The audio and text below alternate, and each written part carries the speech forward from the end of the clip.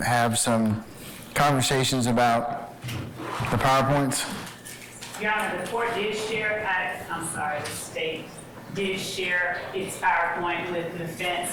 We went through and made any corrections to typographical changes or needs in the PowerPoint itself.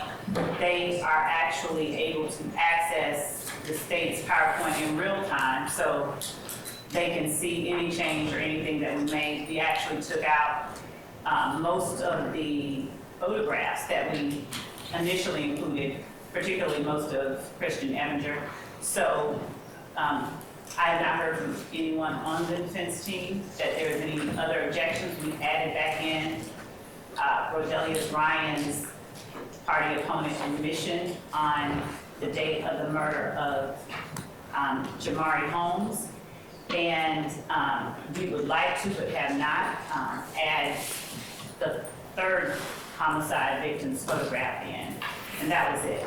So I have not heard anything from anyone regarding any of the changes. Okay. Do I have any further objection, or are there any further objections to the state's PowerPoint that you all, or changes that you all individually have objections as to going forward? I would propose, sorry. Go ahead, Mr. Steele. No. Your Honor, I understand the court's ruling, previous ruling. Just renew my objection that I think because the state didn't turn these over, they should be excluded. Mr. Steele? Yes, Your Honor, I was unaware that there were changes. I apologize. No one told me that. I didn't get an email to that or text. I told you all to do that during lunch. That was my last conversation with you all before I went ahead and broke for lunch. That's what I've been doing. I've been waiting. I've been right here. The hallway and in that other room gate. So I understand that the state updated something, and not realize that that's what they were doing. Your Honor, we did indicate that we would be making those corrections. And You know, you all don't listen to the court, and it's going to get you all in a lot of hot water. You need to listen to me when I tell you something, and don't rely upon your own understanding. If you have clarification, ask me at that point in time. I'm more than happy to do that for you. But that's not what I told you all to do during the break. These jurors are waiting back there. We are dallying out here. So, you didn't follow my instructions, Mr. Steele. I mean, that's what I asked you all to do. I asked you all to share each. We're already behind to begin with. So,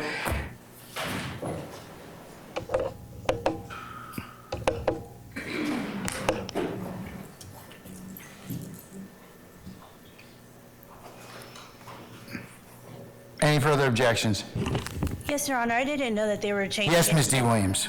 And on slide 10 and 13, they misquoted the Instagram post.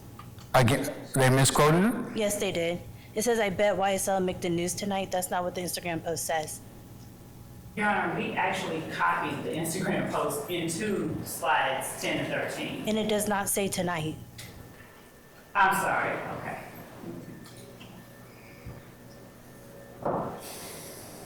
I will take out the word tonight. She's right. Anything further? Mr. Shard, did you rise to? Well, I'm just seeking clarification. I, on behalf of, I think, everyone in this back row, we're seeking clarification. Is the state saying that the same link that they sent earlier before the changes will now show an updated version? In fact, it does. It has on every other person's computer who has this PowerPoint, and at the appropriate time, we would, Mr. Sharp shared his PowerPoint. We were able to see it, and the state has objections to the argumentative slide in Mr. Sharp's PowerPoint that we would like to address before we're in front of the jury. You can't hear. I'm sorry. Could you repeat that, Ms. Love, again? Yes, Judge. Mr. Harvey can't hear back there. So the state shared its PowerPoint with all parties, including other members of the state's team, and the other members of the state's team that have looked at the PowerPoint, they were able to see in real time the changes that are being made, as are anyone with the link that I shared with the defense earlier. Additionally, Mr. Sharp over the lunch break shared for the first time his PowerPoint and has included slides to which the state objects and has responded and told the court and Mr. Sharp that we object to. But I just wanted to make the court aware before we were in front of a jury again, as this, I think, is the appropriate time to do so. But the changes that the state made were available and published to everyone on council for the defense team. All right. Okay. I think the confusion, Your Honor, I understand what the state's saying now. The confusion is no one on the defense team we were waiting on a new email with a new version of the PowerPoint. That's not what I told you all to do. I was pretty clear. I said, y'all, over lunch, just take a look at the state's PowerPoint, make sure you have no further objections. I didn't tell you to email it to you. I just told you to look at it. I don't care how you did it, but that would be the thing I would probably have gone through and said, hey, let me see slide 1, 2, 3, 4, 5, 6, 7, 8, 9, whatever else. Okay. Yeah, we were waiting, we had voiced some concerns already, and we were waiting on a new version. And I'm just explaining, Your Honor. I don't think anyone was aware that it was being edited on that old link. I think people were waiting on a new version of the PowerPoint. Okay, here's what I'm gonna do. I'm excluding the PowerPoints. Y'all are just gonna have to make this thing up the whole way. Yeah, just make an opening statement. No PowerPoints. Let's bring our jury in. No PowerPoints, because you all did not do, hold on, I'm starting, you didn't do what I told you to do, and that was to exchange PowerPoints. We have wasted almost 2 hours trying to get this stuff done. And my orders to you are not aspirational. They're given for a reason. And when you don't follow them, then I have a way to remedy that. So the remedy is nobody uses no PowerPoints, okay? If I could address the court, Archie Matthews from Mr. Hughes. In terms of what we have done here on our team, we have provided our opening statement to the state of Georgia, as well as to every other person on the defense side. We have received from the state of Georgia an updated, came to my email from the state of Georgia with the changes as it relates to Mr. Huey. I have it. I will be hamstrung, Your Honor, if I am not able to use my opening statement because I prepared my case with my opening statement. I have not committed every single slide to memory, Judge. I'm depending on my opening statement to present to the court, to the jury, Judge. So I'm asking the court to reconsider its position as it relates to Mr. Hughes. Respectfully. All right. Mr. Steele? I sent our entire PowerPoint to the state of Georgia last Tuesday. Which the court has already. I do acknowledge that. Now I did everything the court demanded, All right. so I'd like to use mine. Okay, all right. And Your Honor, to be clear, on behalf of Mr. Stillwell, I sent over all the... When did you send it? On Friday, I sent all the photos of the exhibits I plan to use or the demonstratives I plan to use, save for one which I did not have physical custody of, which is a Fulton County jail uniform, which I took a picture of. And I have it with me right now. But I did not have that on Friday when I sent that over. I did not have custody of that object. Regarding the PowerPoints, when the state finally handed over their PowerPoint and said that they didn't realize they were supposed to hand over the entire PowerPoint or give these exhibits, which they didn't do that either, by the way. I did. I sent them out of an abundance of caution my entire PowerPoint. So. And Your Honor, I don't object to, generally speaking, the PowerPoints that have been shown. What the state did do was exactly as the court directed during the lunch break, as Mr. Matthews was able to see, we provided to each member of the defense team every change that we made. And respectfully, Your Honor, we would also request that the court allow the state to continue in the path that it has gone. We have complied with the court's directive. No, you didn't, actually. The court's directive was you were supposed to turn this over way beforehand, because then we could have corrected these issues and not spent 2 hours in doing this. I'm deeply disappointed in, because this is exactly what I told you all was going to happen, was that we were going to end up dealing with a lot of objections. And I mean, I don't mind dealing with the objections, but I got to have time to do so. So that's why I told you I had to start having this discussion with you about a week, almost 2 weeks ago. Mr. Steele brought that up, saying, hey, go ahead and turn over your PowerPoints so that we can go ahead and, if the court mentioned, have as smooth as an opening statement as we possibly could. That, obviously, very few people adhered to the court's instructions, and we find my words to you a self-fulfilling prophecy, meaning that we are still dealing with this particular issue, and our jurors are waiting on us. So, Your Honor, we have, as well, as I stated, we provided the photographs we intended to use when did you provide them? Friday before 5, Your Honor. The language that is in the PowerPoint are the words, our opening, our things. They all have that. Everyone has that. I don't believe that there is a general objection to that. Every objected to portion of the PowerPoint that the state has, Your Honor, has been modified to address those objections. And we just asked the court to allow the parties to proceed as we have been proceeding with respect to presentment of opening statements. Additionally, Your Honor, I am not objecting on the basis of anyone having given the state the PowerPoints today. I'm not objecting as it relates to when anyone gave us the PowerPoints. I only objected to these photographs that were provided to us just a few moments ago on the basis of that they were argumentative. And I want to bring that to the court's attention.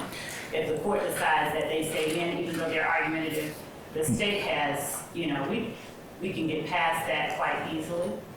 We would just ask that the court allow the parties to proceed as we have. Are you referring to I'm in possession of 2 emails with photographs, while marked as the next court exhibit in order. One of them is, it has the subject of the state objects to arguments contained in Shannon Stillwell slides below, and I have a couple of, it has like 3 slides. Yes. I'm gonna mark that as the next court exhibit in order. Yes.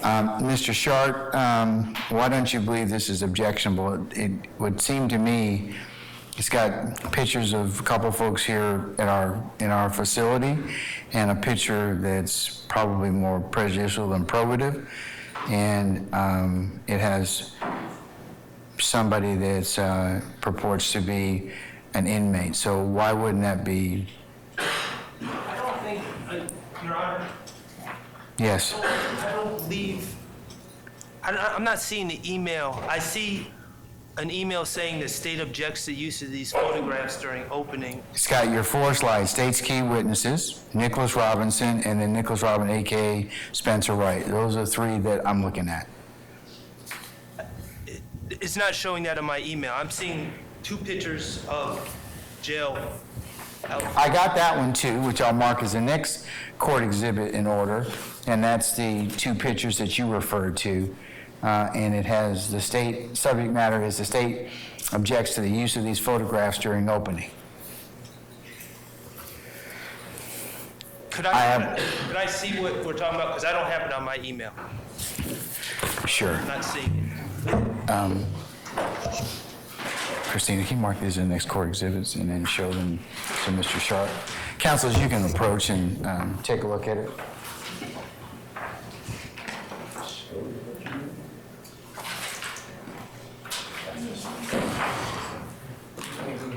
And Your Honor, the court is going to try. Hang tight.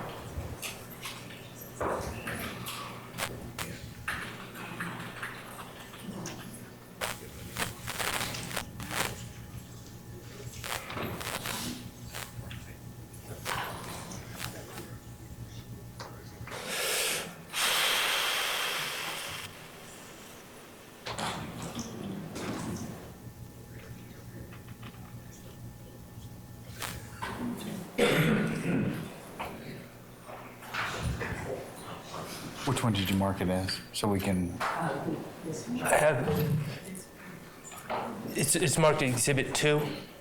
And- all right, courts and it- two? Or Yes. next court's exhibit in order, okay, all right. And I wasn't on that email, and that's fine, I just wanted you, that's why I hadn't received it. So, this case is going to involve, Objectionable. well, I'm allowed to preview the evidence that I believe that will come out. I not only believe, but I know that several of the witnesses in the case, which I'm going to discuss in opening, became involved in this case once they were in the Fulton County Jail. They were jail inmates, okay? Now, I'm allowed to preview the case in that way. To the extent, if the state has a particular argument or objection to one of the photos, then we can talk about that, but... Thank you. Okay. Court does. Well, I can alter my... I mean, So what is it you want me to alter, Your Honor, to avoid? the picture, and Okay. if the state doesn't have any objection to the, you saying anything about any other witnesses in custody, then, that's certainly within their purview. Well, the case law, as I understand it, allows us to preview the case and let the jurors know in advance that witnesses were in custody at the time they made statements. That is completely appropriate as under the law as I understand it. Now, if there's a problem with the pictures, as I said, Your Honor, I will remedy that. That's not a big deal. I would ask that you take the pictures out, Okay, okay? that's fine. What about the argument in the pictures seem to be, and that would solve that issue. So what about the other issue about the slides? Well, they also said this Nicholas Robinson one. I'm not sure what their objection is. I will be letting the jury know, which will come out in evidence, that a man who claimed to be named Nicholas Robinson was arrested on October 19th, 2015. He's an important witness in this case. The evidence will show that he was interviewed by Detective Thorpe, and he gave his vantage point of where he was, and he told a story which involved the guilt of 5 people that are listed on this slide. And that evidence will come out at trial, and I don't see anything objectionable about this at all. All right, Ms. Love. Judge, I don't object to Mr. Sharp telling the jury the words that he has shared with the court. What I object to is the imagery that is depicted in the...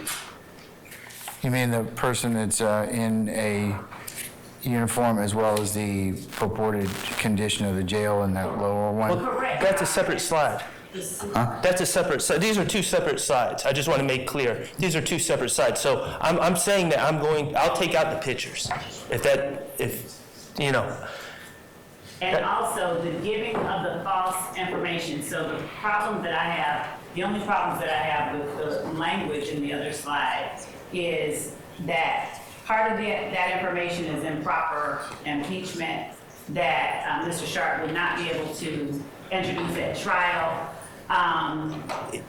Except that... And I don't have any problem with Mr. Sharp telling the jury that the evidence will show something about Nicholas Robinson, but he has listed all of the arrests for Mr. Wright, Mr. Spencer Wright. Who is Nicholas Robinson, Your Honor, just so the record's clear. Your Honor, as Your Honor knows, we're allowed to impeach with prior convictions. They gotta be called first, right? But we are also able to impeach with bias. Okay, but- And the fact that this gentleman was arrested, Your Honor, that's the central crux of this case, and it's something that the jurors need to be made alert and to look out for as this case is presented. The bottom line is Mr. Wright, who identified himself as Mr. Robinson, was arrested on felony charges and probation violations on 10/19/15. and then he reached out to APD and said he wanted to give information, and then he met with Detective Thorpe. Nothing I'm saying is incorrect. It's all accurate. It all would go to his bias and motive and reasons for coming forward. All And right, so you're saying this is what he was arrested on the 15th? right, On 10/19/15? correct. Okay, all right. Okay. And quite honestly, off the top of my head, I don't know how those cases were resolved, but they were biased at the time that he made those Are statements. you saying that because the evidence will show that he then gave information against your client Yes, or involving your client? yes. And Judge, I don't have a problem with him saying that Mr. Wright was in jail. I don't have a problem with him saying he had open charges. It is the listing of the specific ones that What? we objected to. I don't know why that's Because they are objectionable. not conviction, and that is not the proper method to Yeah, I would show agree with that. bias. So you can talk about, unless you get them in a proper format, yes, you can talk about if you have criminal charges, that would be appropriate. What happened as a result of that, but I think the laundry listing of that, because you said, you don't know what happened to him, so But the reason I'm saying that is because I think it's irrelevant, because this is really about bias. it's not proper though. It's not proper format. Bias is fine. You can talk about the. But he had the bias because he was facing these, certainly if someone's arrested You for just murder. can't, you just can't mention the individual charges themselves unless they're in the proper format. I okay? understand, but my only point would be, Your Honor, certainly if someone was charged for jaywalking, arrested for jaywalking, and someone else was arrested for murder, the bias, the level of bias would be different, so. Okay, but what does that have to do with them not being in proper format, though? Because in the order- jury is allowed to understand specifically what bias the person has, not that they're just in jail, but what they are facing. If I'm not you giving it in can get terms- it in the proper format, then it can be, and you can tell them about that. Do you know what happened in these particular charges? Well, but they Is hadn't been Nicholas resolved Robinson going to testify? at the time that they. Answer my question. What's Is that? Nicholas Robinson going to testify? If the state doesn't call him, I will. Okay, well then, at that point, then it might be appropriate for you to get into that specifics, but unless you're gonna package that up, and certainly that's not, you can decide that, you don't have any responsibility to present anything on behalf of your client, but in order for you to delve into it, it has to be in a proper format. I would agree with the state with that, I would sustain that objection. Well, But you can talk about arrests, you can talk about pending charges, you can talk about that, you'll present evidence sufficient to show that he's got an axe to grind, he's got bias. So you're, just for clarification, because I want to get this right, we're saying your instruction is that I can say that he was arrested and he had pending charges, but I just can't say what those charges are. Until and unless they become in the proper, you get them in the proper format, or you have a witness you can lay a foundation for those. Okay? Okay, and the third thing, Your Honor, is I have a Fulton County jumpsuit. This is the same uniform, not actually the same one, but is the same make and model that a number of the state's witnesses were wearing when they inserted themselves into this case. I wish to preview to the jury and say the evidence will show that these individuals were in Fulton County custody wearing this jumpsuit at this shirt at the time that they gave statements. That's previewing the case. There's nothing objectionable about it. I'm not going to put it on. I'm not going to jump around the table. I'm not going to do anything with it. I'm just going to show them and say this is what they're wearing. All right. Madam? Judge, I think that is appropriate for argument, but I think that saying, and they can, certainly Mr. Sharp can tell the jury that the evidence will show they were in custody, all that, but that, I would argue, would be more appropriate for a closing argument. And that is argumentative. I believe it is appropriate for a closing argument, but I think it's also appropriate for an opening argument, and I'm allowed to use demonstratives to try to get my point across to the jurors in a way that will stick in their mind, because we all know that they're going to be listening to 15 hours of or 10 hours of opening statements and 9 whatever of testimony in this case. All right, I'm going to sustain that particular objection and also remove the, ask you to remove that picture of what purports to be as, I think it's a cell or something like that. So remove Yes. those. So yes, Remove the pictures, and lose that for the time being, sure, for the time. okay, and take off the specifics. Take out specifics, okay? All right. Thank you, Your Honor. All right. Okay, Your Honor. Hold on one second. You did it. Oh. You did it. Mr. App, have your client put on his shoes. All right. Anything else? Anybody else? Your Honor, there was not anything with respect to any of the defendants, but there was a matter that probably is best addressed with a member of defense counsel at the bench briefly. It is a short matter. Okay. All defense counsel? Either one, it doesn't matter. It's not All substantive. right. Put your headsets on, please.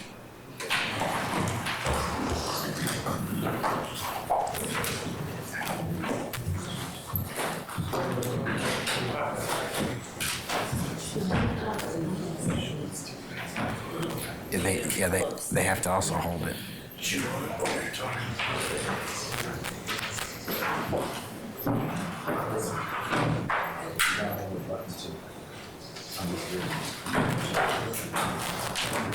All right, can you hear me? Thumbs up? Okay, all right. Sorry, never mind.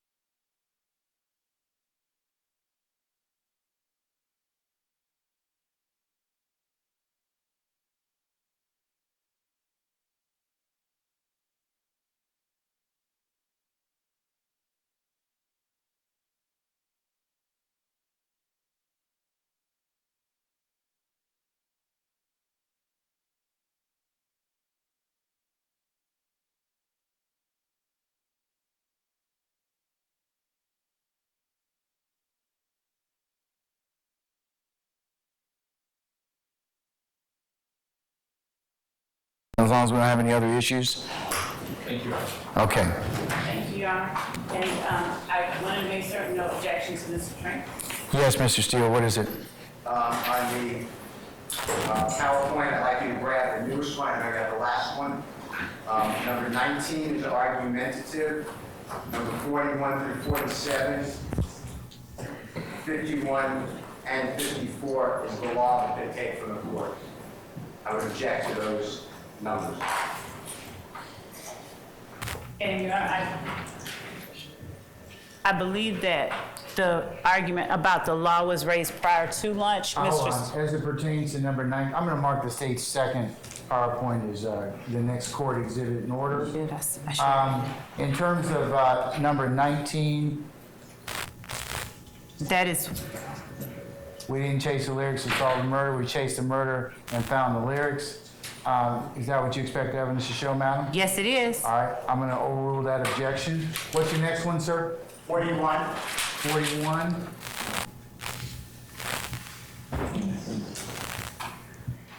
Judge's rules. All right, this is the note-taking that I already gave them. Didn't change it. Ms. Lowe, why are we rehashing this since I've already told them that? Your Honor, why are we putting it Why back? are we rehashing that? I just told them that. I told them what was in 41, as well as 42.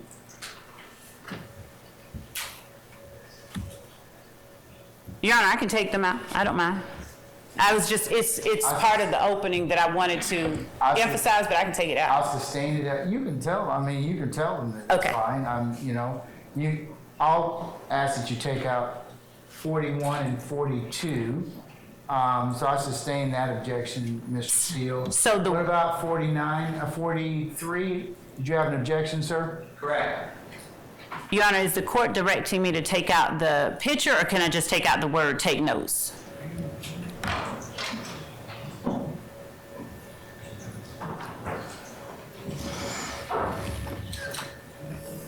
Because Oh, no, take notes is fine. oh, okay. He didn't object to that.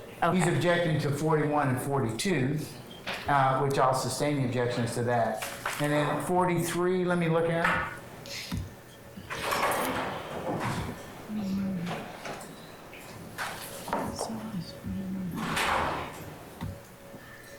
Oh, okay, I'll take that out. Okay, I have not instructed them on how to judge credibility as of yet. So 1 through 7 would not be appropriate at this time. Okay, so, But you can leave in bullets 1 and 2. this one, two. Okay, so is You it, must remember in any way that works for you what they said on the witness stand. That's fine. okay, And use whatever memory aids you need, just not to remember what you heard, but to remember who said it and how credible you found them to be when they testified, or some words to that. Okay. But the other things, I have not instructed the jury as of yet on how to judge credibility. I didn't give them a preliminary charge on that, so if you could take those out. Okay. 1 through 7, please. yes, Judge. Does that suffice, Mr. Steele? And as, Mm-hmm. Or do you still have an objection to 43? And I appreciate what you said, I will accept it, but prosecutor's opening statement, this is Johnson versus State 261 Georgia Appeal, 98 Division 6C, as in collect. Charlie, And Charlie, just one, Charlie, okay? I go to collect. Just one. We gave you the military alphabet. It's on your desk. No, I have it, and that's why I say and Charlie. I only want the military alphabet, okay? Collect is not life. I know. A very sweet lady, okay? All right. So, But it says the prosecutor's opening statement should be limited to what the prosecutor expects the evidence to prove a trial. So I don't see why the law is coming into their opening statement. That's my objection. I removed 41 and 42. for clarity's sake, Your Honor, I did and have been editing as the court has directed. So my 41, because I took out a whole slide, may be different. For clarity, the one that the court is referring to is 41. Is that the one where we are saying your assessment of a witness's credibility, blah, blah, blah, blah, blah, blah, all of that? No transcripts in the jury room. Okay. I've already told them that too. So why don't you just do this? I can take that. Why don't you just your last slide can be take notes. And you can tell, I think that what you told them, what would be more than proper argument would be, hey, remember what the court told you, and take notes in a way that works best for you, and Okay. use whatever memory aid you need. And remember, that would be more than appropriate, and I think would Okay. not be objectionable. So I'm Okay? also taking out the one that says, please pay attention. Is that what the court has directed? Because I'm gonna hit delete if it is. Yes, I would take that slide out, okay? Okay? Anything else? Can we call for our jurors now? Same thing. I think you ruled on 45 or the old 45. 45. I don't have the old 45 right here. They've gone through, the new one goes through 43, sir. Okay, as long as it's removed, then yes, I'm satisfied. Okay. Your Honor, and I want to make sure that we all have everything the same. So just to be absolutely certain, I'm going to share again with the court, because the numbers that I just heard the court reference. I have the new slideshow you sent me, which goes from 1 through, I didn't go down far enough. Okay, all right. The new slideshow goes 1 through 56. I took out And some, yeah. So I'm gonna say take out 41, 42, 43.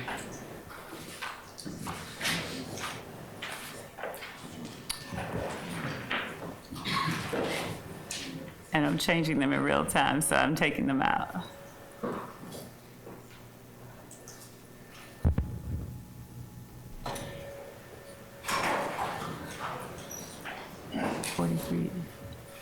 You need to take out 44. Okay. Is that the one that starts with judge's rules? No, please pay attention. You need to take out 41, 42, 43, 44, 45, I will leave in over objection.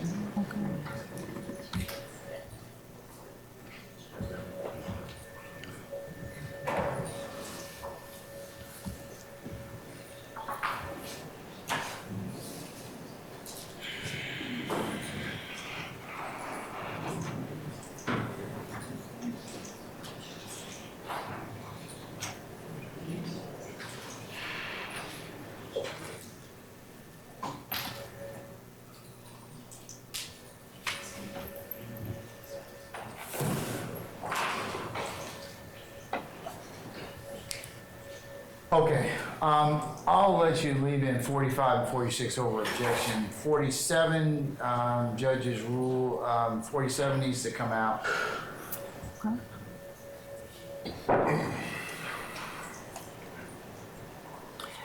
So the one about with the finger pointing, that, Finger and the eyes are fine. okay. And I took out judge's rules 47, and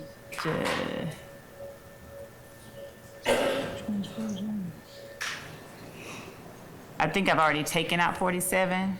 47 is judge's rules again. I took that out. Any further objections, Mr. Steele?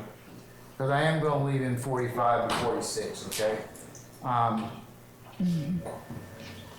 But I'll take out the other ones that you just mentioned. Okay. So, Waiving my mistrial, thank you, sir. say again? I apologize, without waiving my mistrial, thank you, sir. All right, and your motion for mistrial has been denied, and I've noted your objection for the record, sir. And confirming everyone has 1 through 52 with the edits that the court has directed.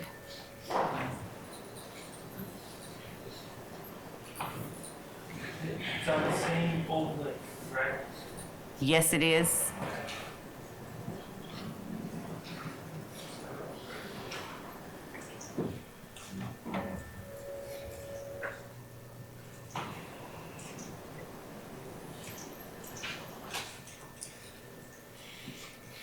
All right. Anything further? All right. Yes. Just don't want you to get an objection to the opening charge. We can do that later before we break for the day. If you want to move forward. What are your objections, sir? To the court's, the court's preliminary instructions. First, the court talks in terms of guilt and innocence. And I would object to any of the phrases that you use to determine guilt or innocence. I object to the use of the phrase, the purpose of a trial is to discover the truth. No, it's not. The purpose of a trial is to determine whether the state proves beyond a reasonable doubt the allegations in the indictment, so I would object to that. I object to the fact that the court, I believe, is going to allow the jury to frame questions to provide to the court. I was unaware that the court was going to... No, I'm probably not going to do that, Mr. Steele, Mr. Harvey. I do that because that's part of the pattern charge, the pattern preliminary charge. And most of 9/10 of the time, they're not going to ask any questions. And if they do, I will then present that question to you all for your consideration, and I may or may not ask it. Okay, well, I have... But you objected to it. I object to the process. Okay. Sixth Amendment. Anything else? State Constitution. Okay, all right. And I'll note your objections for purposes of the record, sir. Okay, all right, can we summon our jurors, please? May I go ahead and share? Yeah, put up the last slide, I believe that was Mr. Ryan. Okay.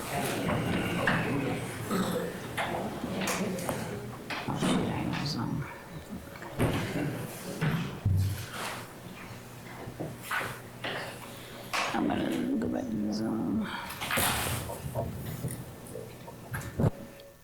This is Zoom.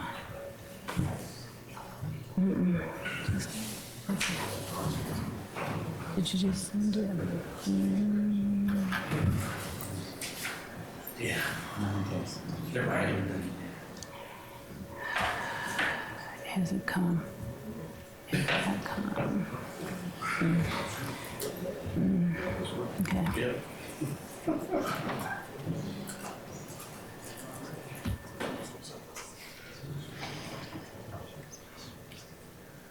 Okay.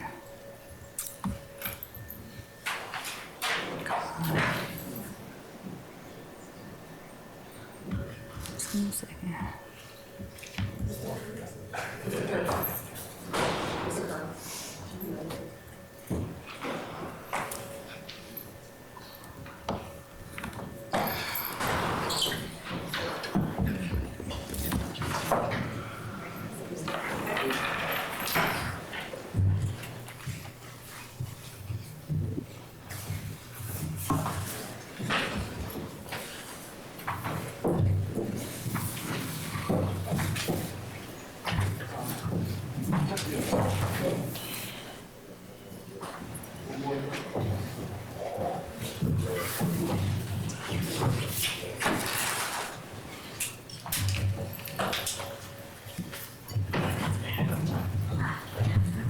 Oh, ladies and gentlemen, please be seated. We're just going to wait on one.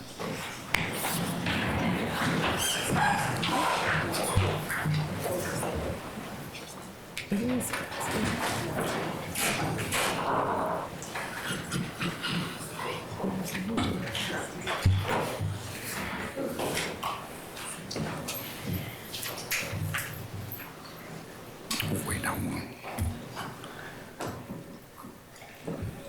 We're waiting on one juror, ladies and gentlemen. Just be made easy. Just a second, please.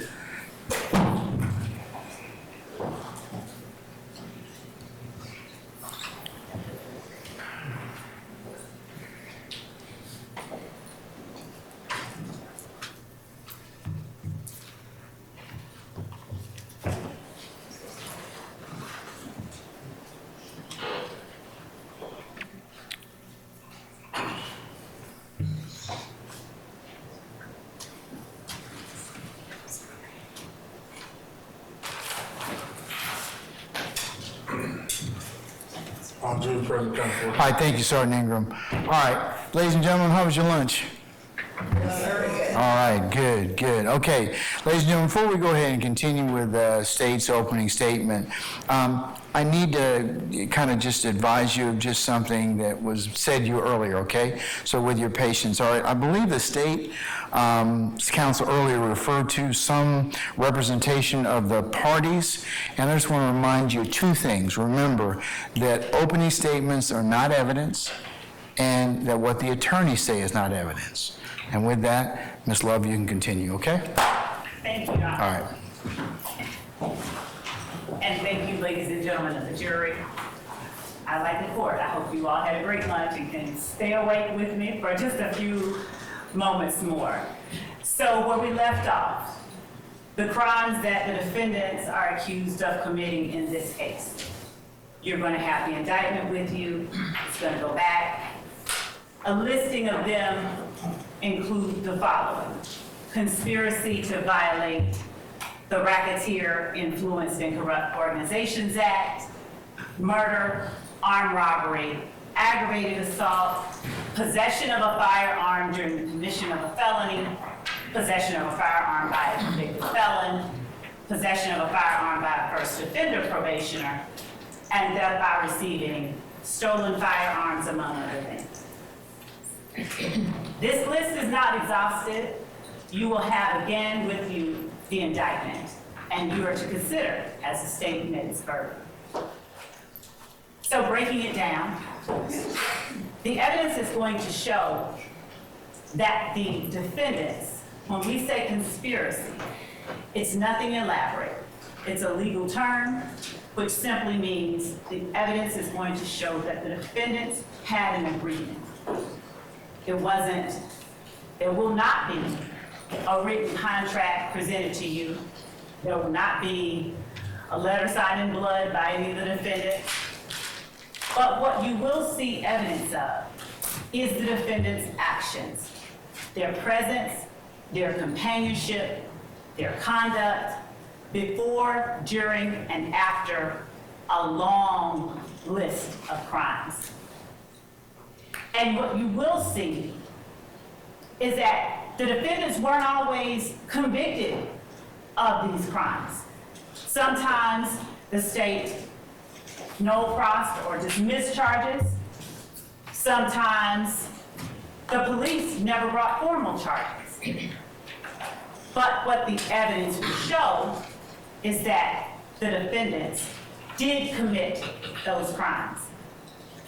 And when we're talking about a conspiracy, an agreement, just an agreement, unspoken agreement, we're gonna participate in YSL through a pattern of racketeering activity. That's another large word that is used in the legal community, but regular folks, myself included, just don't generally tend to use it. Racketeering activity is nothing more than certain crimes, the crimes that are listed out in the indictment. You will see that, and the court will instruct you, I expect, that those crimes constitute racketeering activity. And as I stated before you all broke for lunch, a conspiracy requires just one overt act. So you will see evidence of several overt acts.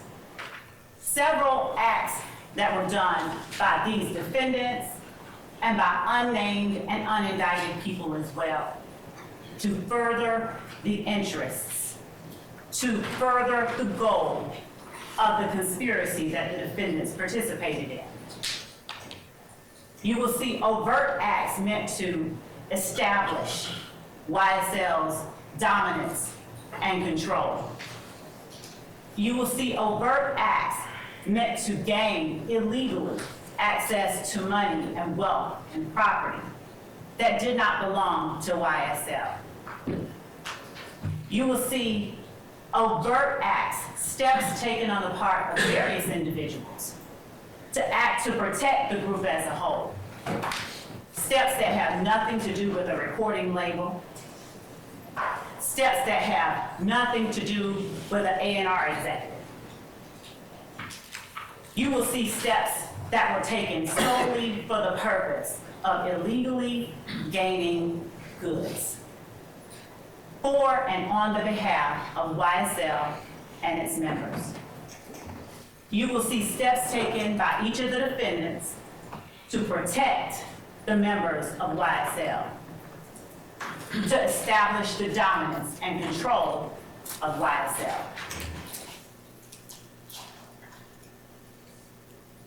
Nothing in what I expect the court will tell you, nothing in the evidence will suggest that any of the defendants had to be convicted of all of the overt acts in order for you to see that they actually had an agreement. The acts don't even have to be crimes, but they are. And that is how the state expects you will know that these defendants, they wanted to participate in this enterprise. They wanted to participate in this organization through these illegal acts. They wanted to obtain ill-gotten goods that they did not have a right to have, through robbery, through stealing, through drug sales, and the like. So we'll start off by looking at the defendants. 6 of them are at the table and 6 of them are here for you all to decide, has the state proven its case? Rodelius Ryan. Rodelius Ryan is one of those people whose youth and life was swallowed up in the crater created by YSL in the Cleveland Avenue community. The evidence is going to show that in 2019, Rodelius Ryan was 15 years old. And that in February of 2019, Rodelius Ryan used female acquaintances to lure Jamari Holmes to a particular address here in Fulton County. The female acquaintance lured Jamari Holmes to that address, telling Jamari that he would get sex and weed once they got there. Instead, when they got to the address, the female gets out of the car, and the defendant, Rodelius Ryan, and his accomplice, Damone Blaylock, also a YSL member and associate, they then came out to the car with guns. The evidence will show that Rodelius Ryan and Damone Blaylock then fired those guns into the car, where Jamari Holmes, not even 20 years old, was seated and hit him in the back of the head with the bullet that took his life. Jamari Holmes is another one of those young lives, the evidence will show, that was swallowed up by the crater that YSL created and left in the middle of the Cleveland Avenue community in Fulton County. 12 hours after shooting and killing 19-year-old Jamari Holmes, the evidence will show that Rodelius Ryan didn't say, "I bet I make the news." Rodelius Ryan posts on his Instagram account, "I bet YSL makes the news." The evidence will show that in posting about YSL as it related to his flagrant, overt act of extreme violence, Rodelius Ryan was agreeing to and attempting to participate in YSL through this illegal activity. He was promoting the gang. He was showing their dominance. He was showing their power, and he was showing their control. Rodney Uten was also in the car with Jamari Holmes. That's another young life. He wasn't taken, he survived. But he was forever changed by the acts of YSL, conducting and committing violence on behalf of the entire organization.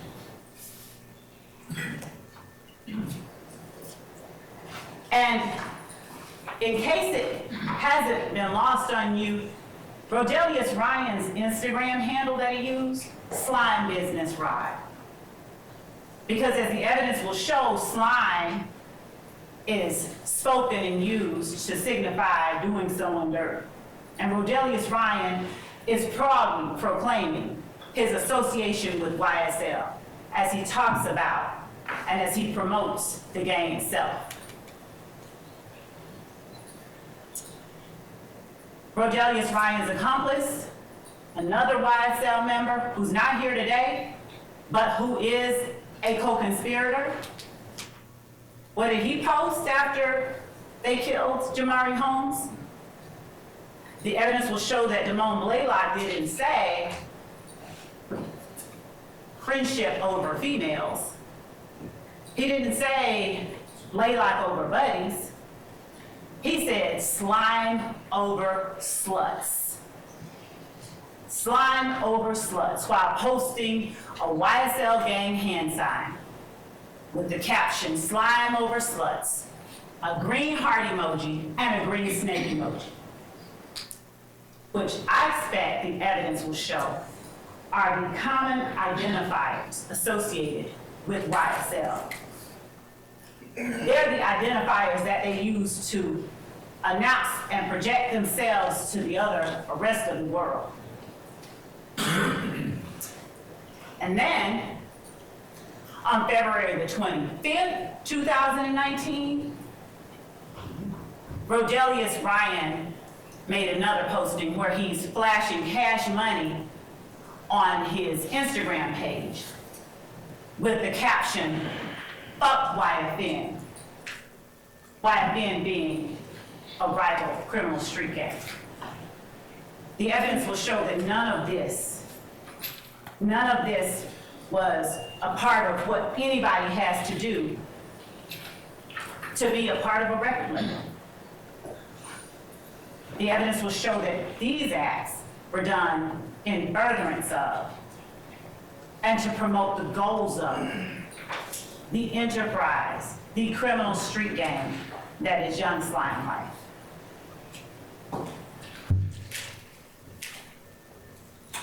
And what did the paper say? 15-year-old, they called Jamari Holmes a known gang member, but the evidence is going to show that that's not who he was to the people who cared about him most. Jamari Holmes was Jamari Holmes. He was a baby, a child, found shot to death inside a stolen car, police said. Jamari Holmes was just the latest victim of YSL's quest to maintain and retain dominance and control of the Cleveland Avenue community.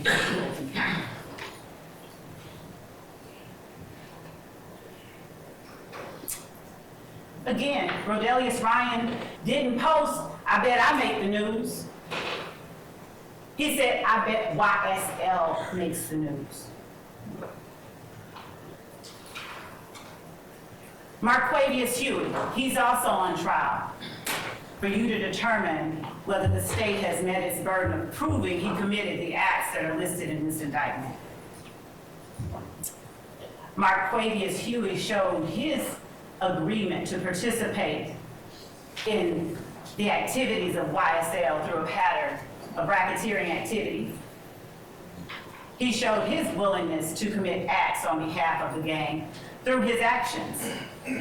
The stolen handgun he had, that was the property of Jeremy Smith. Because as you will see throughout this trial, stolen handguns will become a reoccurring theme. There's no need for a legitimate organization not comprised of people committing crimes on behalf of the organization to have all these stolen handguns. Everybody has a right to have a gun, so if you're legitimate, just go get one. But the evidence will show that in this case, YSL members, stolen handguns every time you turn around. And not just stolen handguns.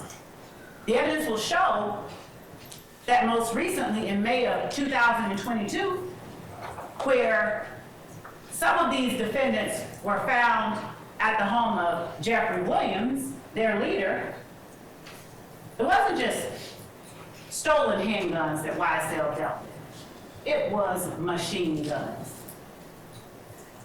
You'll hear evidence that at the home of Jeffrey Williams, in addition to the pharmacy full of drugs, that there is a gun with a switch that allows, with one trigger pull, 10 times more bullets to come out at a time than if you just had a regular gun.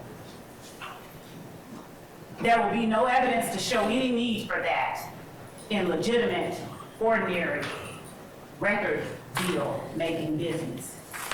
The evidence will show that the existence of those dangerous weapons like the machine gun, the stolen firearms, those things are all evidence of these defendants' conspiracy. Those things are all evidence of the existence of the enterprise known as YSL, whose goal it is to maintain and retain dominance, control, and ill-gotten gains. Marquavius Huey, on April the 26th of 2019, further showed his actions showed his agreement to participate in YSL through a pattern of racketeering activity, illegal activity. When he took the property, jewelry, money, and a debit card of Dewan Maynard by use of a firearm. Dewan Maynard, another life affected by this crater created by YSL in the middle of the Cleveland Avenue community. Marquavius Huey showed his agreement to participate in this enterprise when he struck Maynard in the face with that gun that he used to take Mr. Maynard's belongings. Marquavius Huey hijacked on October 1st of 2020 a Buick LaCrosse from yet another victim of YSL's violence, Gary Holloman, by force in violation of the law. Mr. Holloman has since passed away, not from that incident. So he won't be here to tell you what he was feeling and how he was able to tell the police who it was that committed this armed robbery. What you will hear evidence of is the extraction from Marquavius Huey's phone, where he's planning the armed robbery, where he set up with Mr. Holloman a ruse so that he could have the opportunity, along with another uncharged, unfound individual, so he could have the opportunity to put a gun in Mr. Holloman's face and rob him. What Marquavius Huey did was kind of slimy, the evidence will show. He told Mr. Holloman, hey, your nephew in the Fulton County Jail, Tinquarius Mender, he needs some money on his books. So he wants me to meet with you to get money to put on his books. So Mr. Holloman, because he loves his nephew, and any friend of his nephew coming to him that way is legit, right? The evidence will show that Mr. Holloman arrives intending to meet the person so that he could give to them the money for his nephew, and to his shock and horror, he's met with the butt of a gun, two people, one with a long gun, one with a handgun, demanding his money.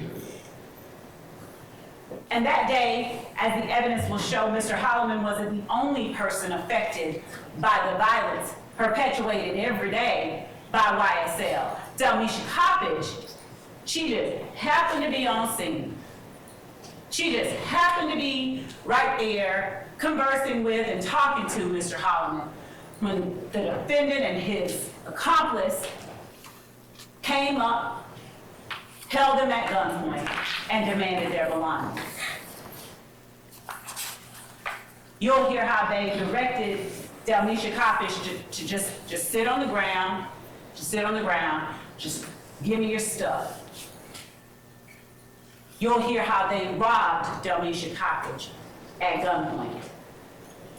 The evidence is going to show Mr. Huey's tight relationship with their leader, Jeffrey Williams. The evidence will show that Mr. Huey, on various occasions, checked in with, reached out to Mr. Williams to see, hey, I got this stolen item. You want first dibs on it?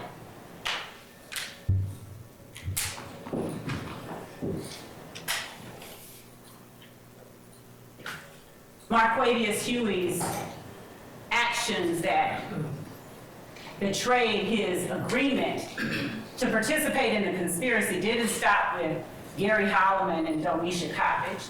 The evidence will show that in November of 2020, he made terroristic threats towards Justice Woodard after Woodard told Mr. Huey she'd see him in court. He said, "You will die if you put the police on me."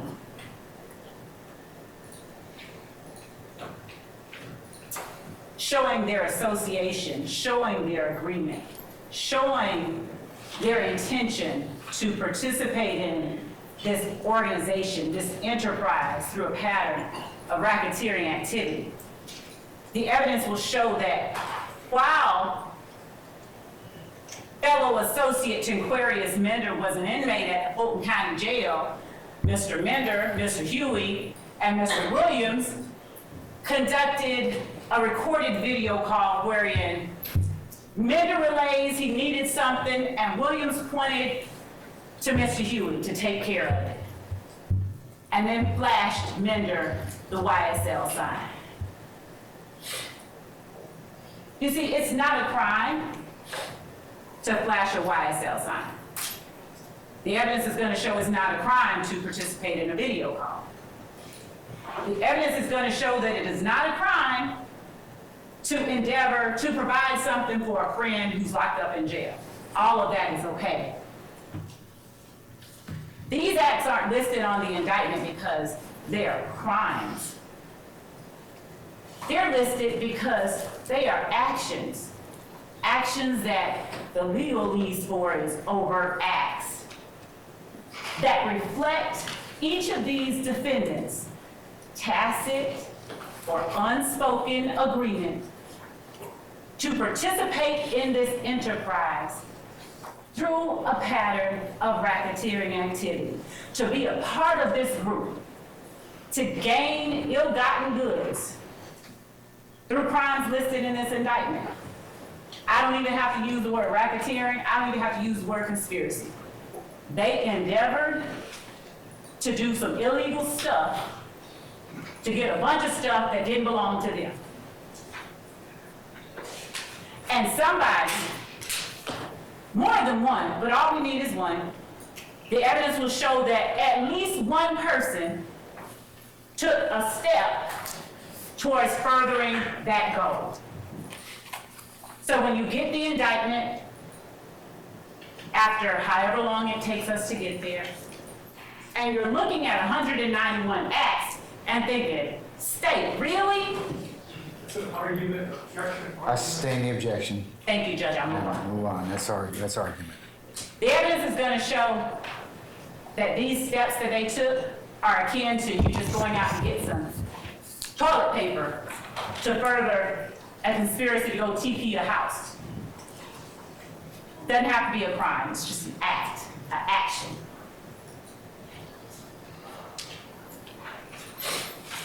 The evidence is going to show that the defendant Jeffrey Williams' words and actions also betray his participation in the conspiracy. I expect that you will hear from a YSL associate and member at trial that the defendant Jeffrey Williams rented a car. Notwithstanding that Jeffrey Williams had his own cars, but he rented a car, which happened to be a silver Infiniti sedan, that other YSL members, among them Demonte Kendrick and Shannon Stillwell, used when they openly and notoriously gunned down Donovan Thomas on January the 10th of 2015. The evidence will show that after that horrific act, I expect yet another YSL associate will come in here and tell you that Jeffrey Williams paid them money, gave them money to go to Miami and lay low in the wake of the Donovan Thomas murder. Later that month, on January the 26th of 2015, Demekion Garlington, who isn't before you for your consideration today, but who is in fact a YSL associate and co-conspirator of these defendants, he posted a video of the defendant, Jeffrey Williams, looking into the camera and saying these words. So, a nigga lied to their mama, lied to their kids, lied to their brothers and sisters, and then get right into the courtroom and tell the God's honest truth. Don't get it. Y'all need to get fucking killed, bro. That's from me and YSL. The defendant's words tell you that there is an enterprise. The defendant's words establish his willingness and agreement to participate in this enterprise through illegal activities. He didn't say that's from me. He said that's from me and YSL. And as the evidence will show, that's akin to him saying that's from me and my pack.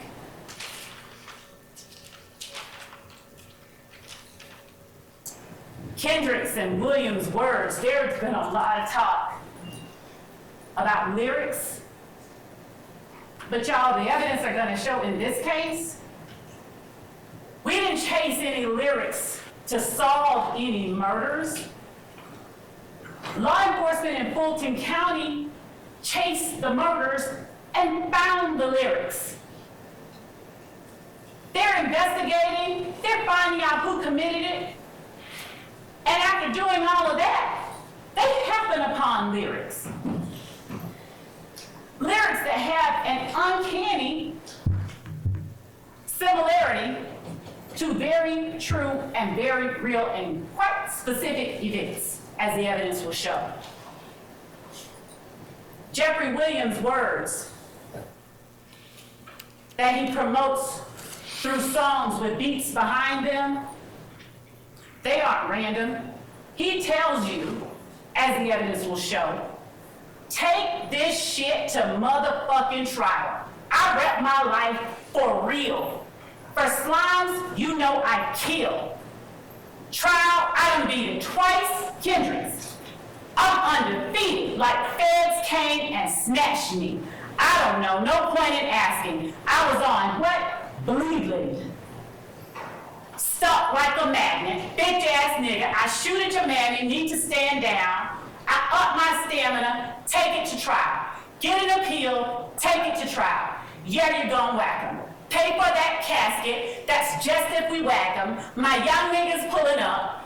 Bentleys, Austin Martins, Rares and Teslas strapped with an FN. You're gonna hear a lot about FNs. FNs galore. From here to 2015, FNs all throughout the incidents that are involving gang members, YSL. Watch me whack that bitch. Pop him like a cyst. Glock with the assist. Incidentally, the gun at the home of Jeffrey Williams on May of 2022 that had been modified with that switch, it was a Glock. Again, we didn't chase the murders. We didn't chase the lyrics, rather to solve the murders. We chased the murders, as the evidence will show, and in the process, we just found the lyrics. Jeffrey Williams' words and actions further reflect his agreement to participate in this organization through this criminal activity. He tells you, we committing them crimes. Hop out and shoot. Roll one up for the gang. He's not using gang colloquially. The evidence will show he's telling you they are a gang. You want to be slime? Children of Fulton County, go catch you a body. Me and Lil Bro. Object to that. The evidence, How would you expect the evidence to show, madam? it is indeed, Your Honor. All right, I'll overrule the objection. The evidence will show that when Jeffrey Williams is saying me and Little Bro, we used to steal from the store, we had to stick it and go. He's talking about himself. The evidence will show that this is the manner, through the music that he has been blessed with the opportunity to be able to release and gain wealth from. Through that music, through that blessing, the evidence will show that Jeffrey Williams led the group of people that wreaked utter havoc on Fulton County. Jeffrey Williams' words and actions, as the evidence will show to the members of his gang, you'll hear in a conversation he has with them, y'all ain't beat him up or shot him yet, y'all he's getting soft. The evidence will show that there's no place or need for that kind of eating or statements when all you're doing is making music. And to clarify and put a very clear and fine point on it, the evidence will show that no one is attempting to take away from Mr. Williams the fact that he has had a lucrative rap career. The evidence is simply being put before you to show that he is guilty of committing the crimes that are laid out in this indictment. That he and his fellow YSL gang members and associates on trial before you now agreed to participate in this organization through the illicit, illegal activity listed in this indictment. And that they further committed all the other crimes listed in the indictment beyond count one. Because as you'll see, count one consists of 191 overt acts. Acts that aren't all crimes, they're just acts. But counts 2 through 65, the ones that have these defendants' names on them, are the ones you're here to evaluate whether or not the state has proven.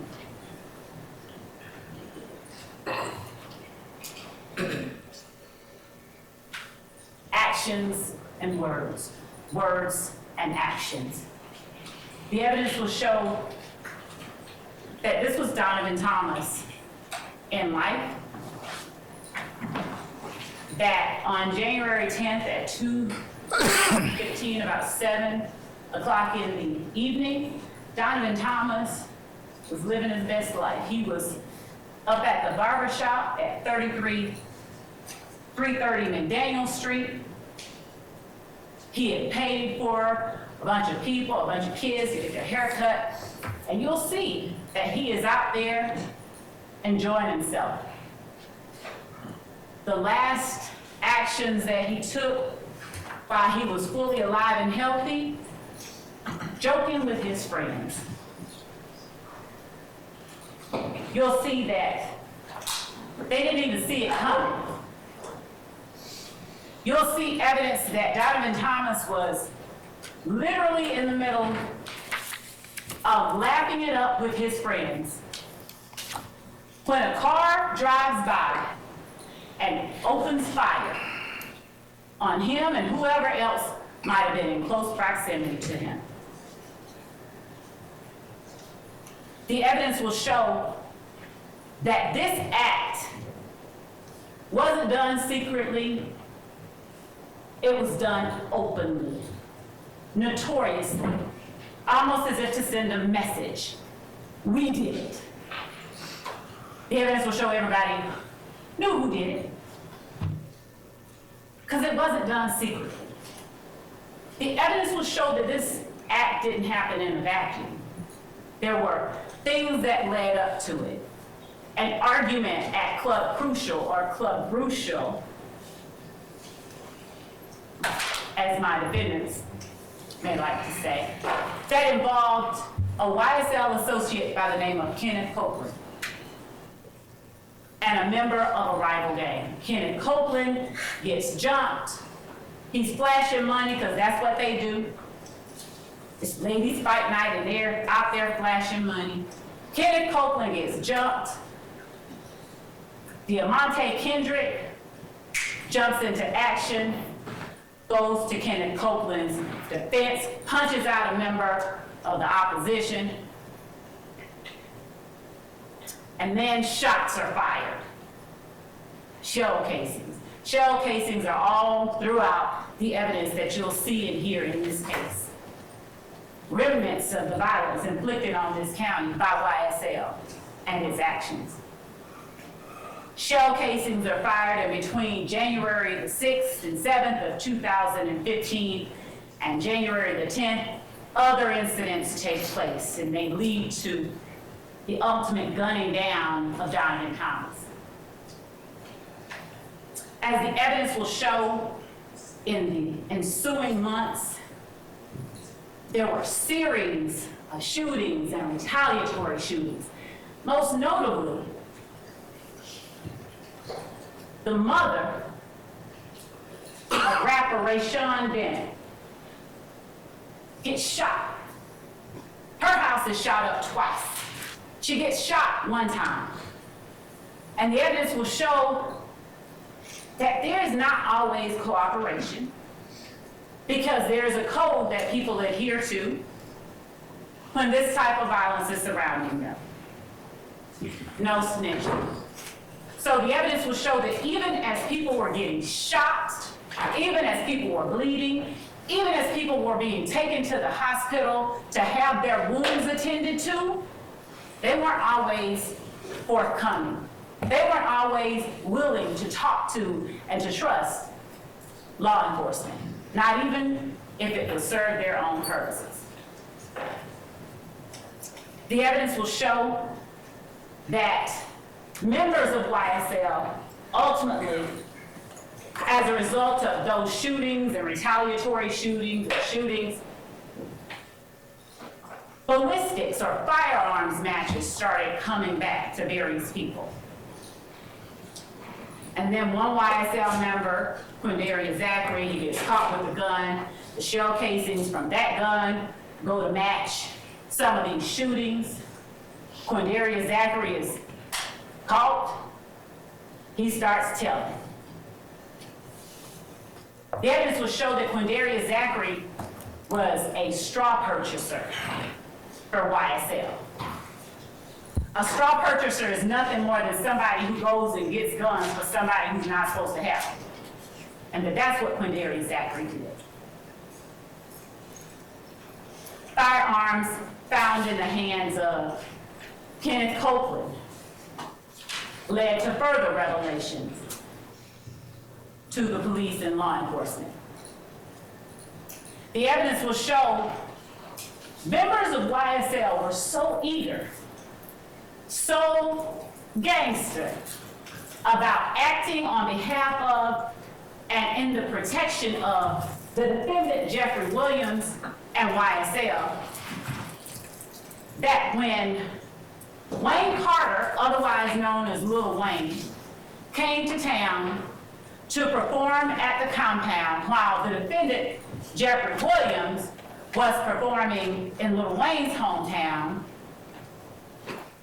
according to word from the people that talked, getting booed at the time, members of YSL show up at the compound, locked and loaded with guns. Evidence will show that security knew to be on the lookout for members of YSL.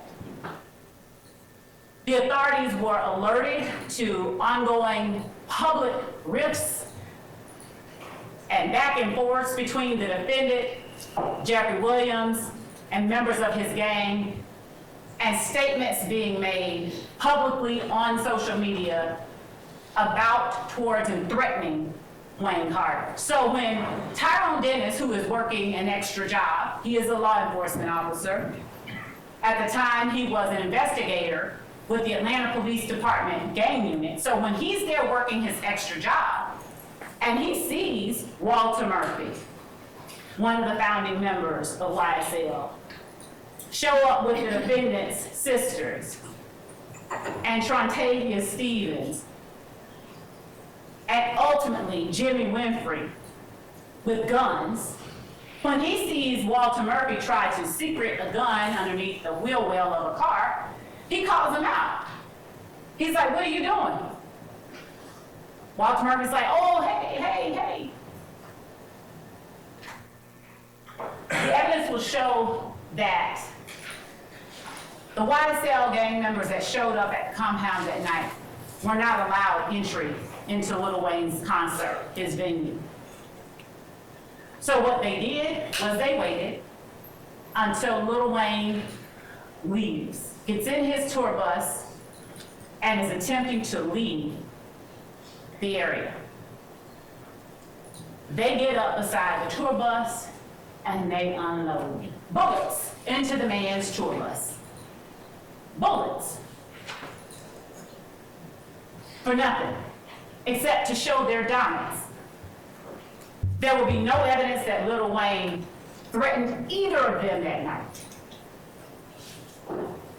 But that act on the part of Jimmy Winfrey and the defendants before you today, that act was intended to show their solidarity, their willingness to act on the behalf of, their willingness to exact violence upon anyone who threatened the position of the criminal street gang calling itself Young Slimelight. You'll hear evidence that after being arrested, or actually when he was approached back in 2014 about an armed robbery he allegedly committed, YSL member and associate Trontavia Stevens was seen bearing tattoos on his hands, ROCCREW, Cleveland Avenue. And that on his side, he had YSL. And Detective Mark Belknap inquired of him, what's that? Though Belknap knew, because he had been working in the streets of Atlanta for a long time. He was familiar with Right Crew. But as gang investigators, they're taught to interact with and talk to people when they see indicia of criminal street gang activity. You'll hear that Trontavia Stevens told Belknap, well, Rock Crew is the name we used to call ourselves. Then we started going by YSL, which stands for Young Slimelight, or it did stand for Young Slimelight. But then, when my friend Jeffrey Williams started becoming successful, we changed that name to Young Successful Life. The words of a member of the gang himself. The only time, as the evidence will show, that members of YSL don't want to call themselves and acknowledge that they are in fact a gang is when it would be to their detriment. The evidence will show that any other day of the week, they are loudly and proudly promoting their criminal activities.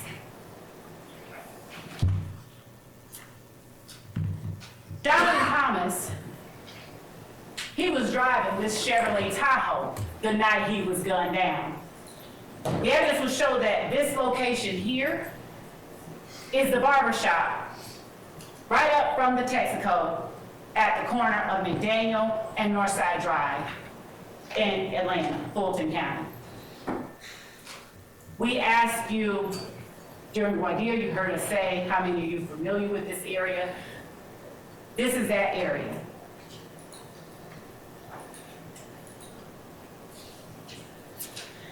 The evidence will show that that is the way that Donovan Thomas looked last time his loved ones saw him. That his life was swallowed up in that crater created by YSL in the Cleveland Avenue community. And the words that they found while looking into this murder, spoken by members of YSL. We don't speak about shit on wax, but indeed they do, as the evidence will show.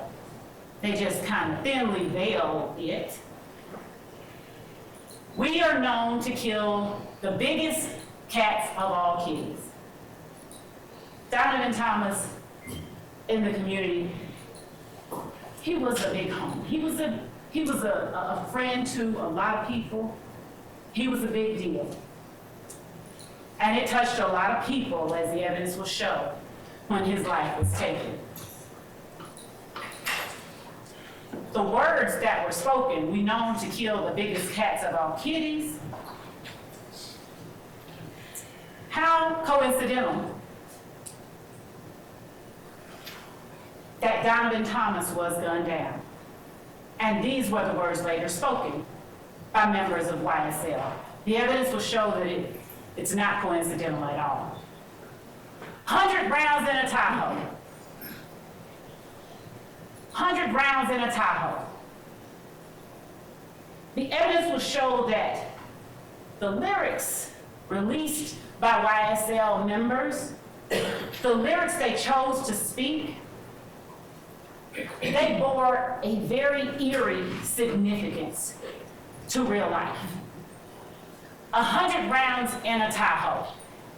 And you'll see that Donovan Thomas's Tahoe had bullet defects all along the back of it when they sprayed Donovan Thomas and his car on January the 10th of 2015.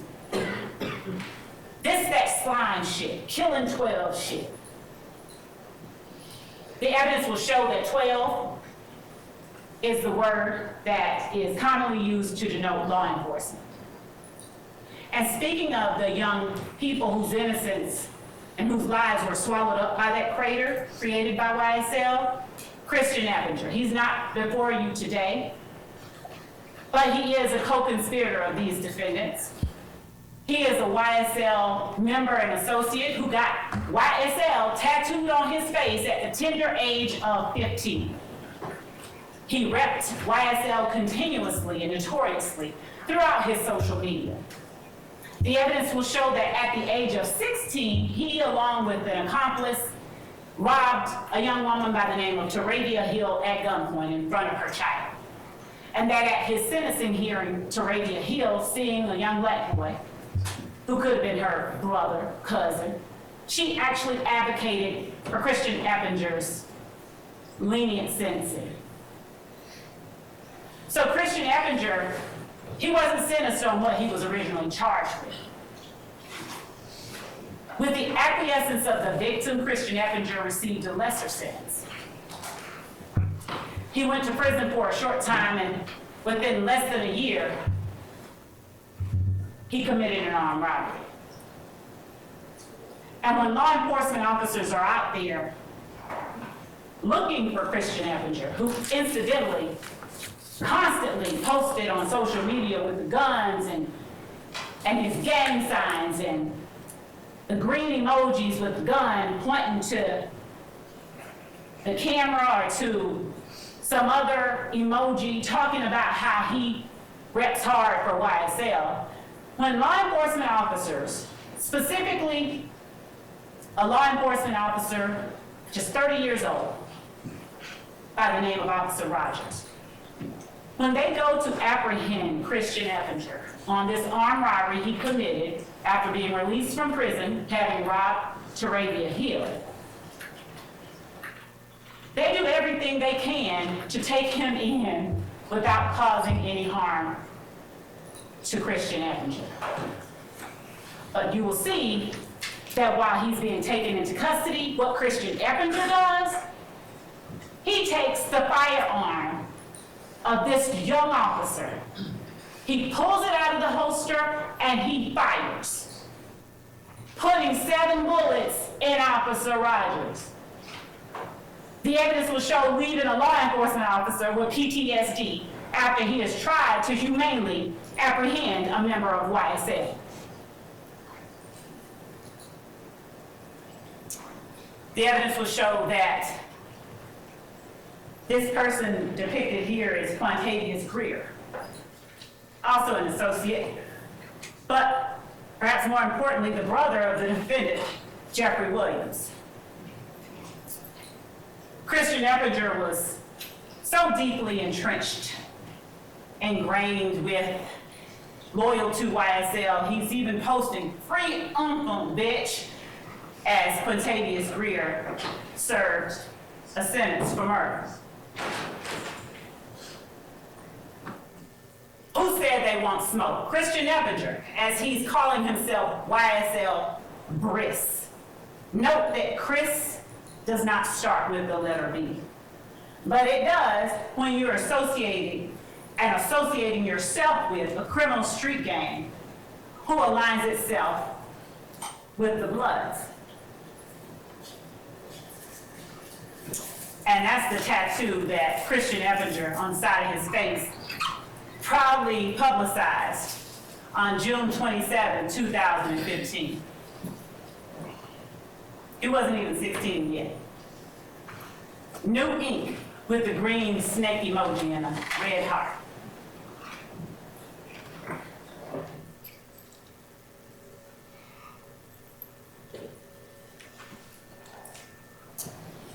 The evidence will show that though you'll hear over and over the names of the 6 people on trial before you today, that the 6 people on trial before you are not the people who were most viciously affected by the acts of this criminal street gang.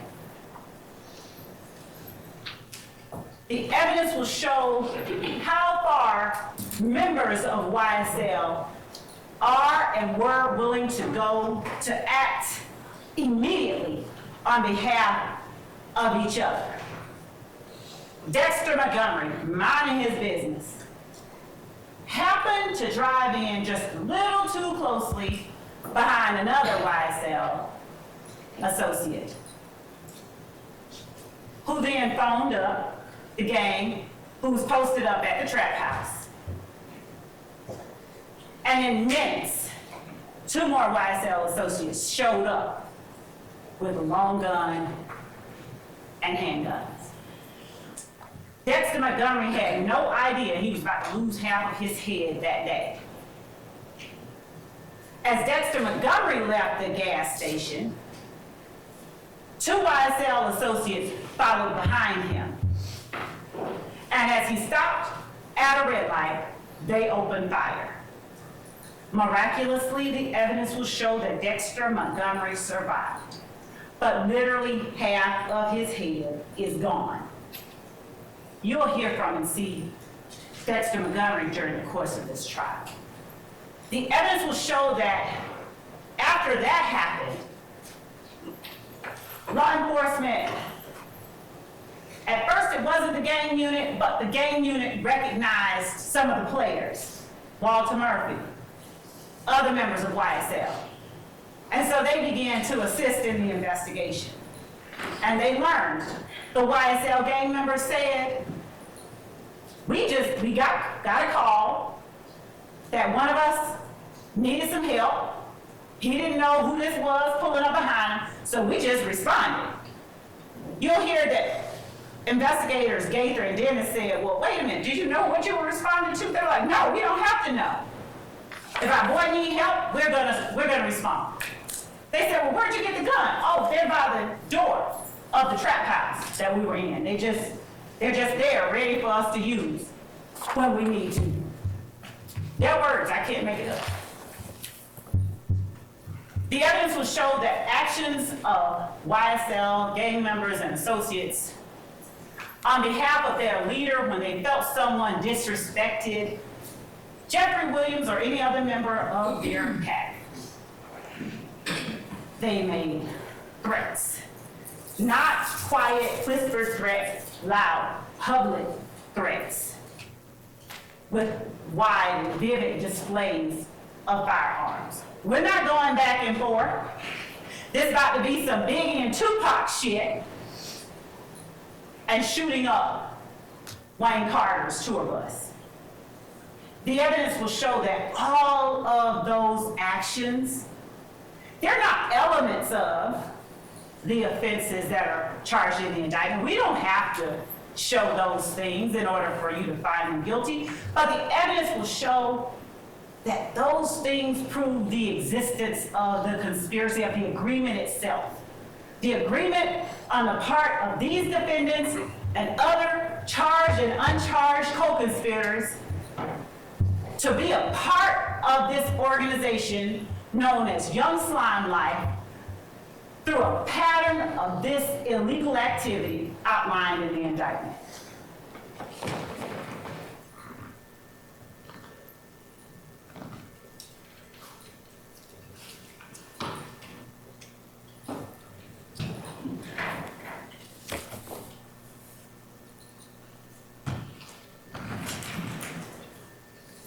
There are numerous victims that you're going to hear about. Shannon Stillwell is another defendant who is before you, being accused of various crimes in this indictment. Shannon Stillwell is alleged by one of his own crew, by another YSL, two other YSL members, to have been one of the gunmen who took the life of Donovan Thomas.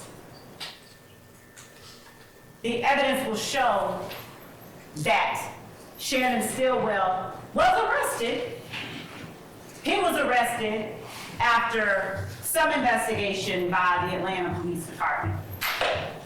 The evidence will show that the information initially relied on by that first arresting officer, it didn't pan out to be actually accurate. So when the case got to the district attorney's office, more investigation was conducted. The evidence will show that the office didn't just take the word of the person who originally identified certain people as having committed the murder of Donovan Thomas. Instead, as the evidence will show, what our office did was dig.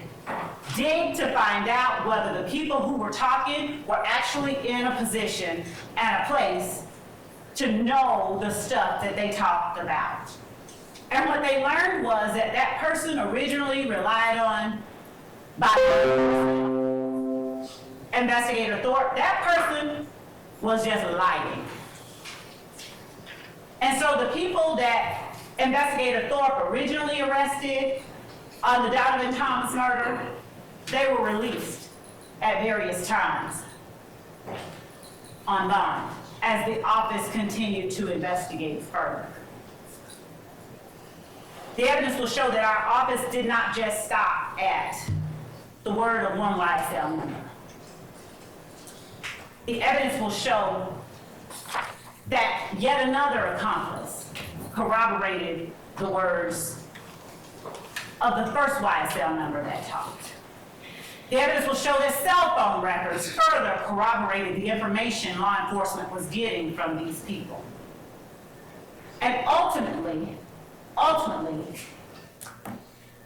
Shannon Stillwell, Demonte Kendrick, Justin Cobb, Javoris Bradford, they were all indicted in this particular instrument that you'll have for your consideration. But the only two people who are in front of you for you now to determine whether or not the state has met his burden are Demonte Kendrick and Shannon Stillwell as it relates to Donovan Thomas's murder. However, between the time that this indictment came down and the time that our office decided, no, we need to look into this investigation some more, Shannon Stillwell was released from jail. But he had to wear an ankle monitor as a condition of his bond. The evidence will show that during the time in 2015, after a lot of arrests were made following the murder of Donovan Thomas, that the violence in Fulton County, the gun violence that had continued over the course of that year, it kind of subsided a little bit. Basis. Argument. I sustain the objection. Yes, Your Honor.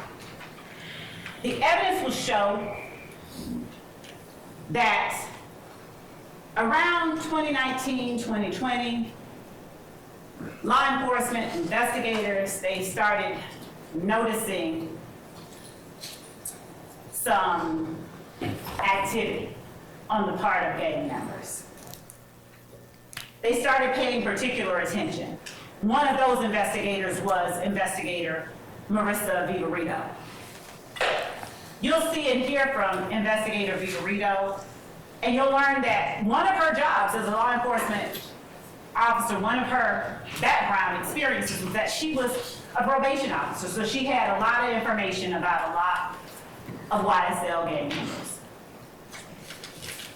You'll hear that initially, after Shamel Drinks was gunned down, Detective Hogan with the Atlanta Police Department, he didn't have any leads. As a matter of fact, he came back to the precinct lamenting the fact that he had no leads on this homicide that just occurred at Windsor and the I-20 entrance ramp. Young man killed, gunned down inside his car. When investigator Vivarito began talking to Detective Hogan, she saw that Detective Hogan did have some footage from the gas station right up from that location. And that investigator Hogan was looking to find the people in the gas station because that gas station was the last place that Shamel Drinks was seen alive. One of the people in the surveillance footage was wearing a very distinct hoodie and coat. And as it would happen, investigator Vivarito had hours earlier been at a Waters Road location, one of YSL's hangouts, as the evidence will show a place from which they conducted transactions, and that the Waters Road address had been shot up, and investigator Vivarito happened upon Shannon Stillwell and other members of YSL in the same outfit he was seen in the surveillance video on at the time Shamel Drinks was inside the gas station. The evidence will show that further investigation revealed that Shannon Stillwell was wearing an ankle monitor at the time that Shamel Drinks was gunned down. And that ankle monitor put him right there at the place that Shamel Drinks took his last breath. The evidence will show that in this murder, much like in the Donovan Thomas murder, there was a rental car involved. A rental car which these defendants had gone and gotten the windows blacked out, tinted on, earlier the day that Shamel Drinks was gunned down. Tinted the windows of a rental car. The evidence will show that it was to evade being seen by the opposition. The evidence will show that as a result of all of this violence and activity, during the midst of it all, investigator Vivarito had secured a wiretap for Demekion Darlington, YSL gang member and associate. She was able to listen and detect hours of the goings-on of the enterprise. She learned throughout the course of her own investigation and during her time looking into YSL that a rival gang member, Rayshawn Bennett, ended up at the Fulton County Jail at the same time YSL gang member Jaden Myrick was there. The evidence will show that Jaden Myrick, upon seeing Lucci, reaches out to get permission from King Slime to take Lucci out. The evidence will show that Jaden Myrick actually endeavored to stab Rayshawn Bennett to death but that he was unsuccessful.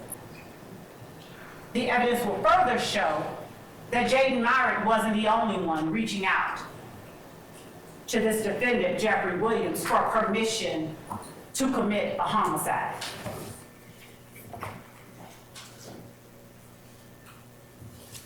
Looking at Shannon Stillwell's words along with his actions, happening upon the lyrics while trying to solve the murder, the evidence will show that law enforcement found one nugget spoken by Shannon Stillwell. I just beat a murder rap, paid my lawyer $30 for that, after he was released on bond for the murder of Donovan Thomas, and before he actually took the life of Shamel Drinks. The evidence will show that the young man on the left is Shamel Drinks in life, and that the photograph on the right is what was left of Shamel Drinks after YSL and the crater it created in the middle of the Cleveland Avenue community took that life from his family, friends, and loved ones. I said a lot, and I'm not the only one you get to hear from today. So you might be happy, I'm about to sit down. I want to ask you to make use of those notepads and those pencils that you have in your possession. The court's already given you the instruction, take notes. Rely on your memory. Use the notes to document and help you remember after you've heard weeks and weeks and weeks and scores of witnesses who said what. I expect that as you listen to and evaluate witnesses who come in to testify, there will be witnesses who you discover changed their stories from the time they first made a statement to the time they actually have to appear here in court, in public, and tell on folks. I expect that the evidence will show that there are some witnesses you will assess are just scared. Some are embarrassed, some are intimidated, some don't want to remember, some just plain don't remember. The court alone gives you the law on how to deal with and how to assess those witnesses. I only ask that you follow closely the instructions that the court gives to you. Look at who the witnesses are. Look at who they look at while they're on the stand, who they don't look at or won't look at while on the stand. Look at how they answer questions posed to them from the state versus questions posed to them from the defense. And if the occasion arises that you find that a witness, as presented in court, says something different than what they said previously, you determine why it is you believe that they said something different once they got in court. Words and actions. The defendant's actions coupled with their words. They prove the existence of the enterprise. Their actions and their words, the evidence will show, proves their agreement to participate in this enterprise through these illegal activities outlined in the indictment. Preserving, protecting, enhancing the reputation, power, and territory of the enterprise through acts including murder, assault, and threats of violence are what the evidence will show these defendants did over the last 10 years. The evidence will show that the violence didn't stop in 2015.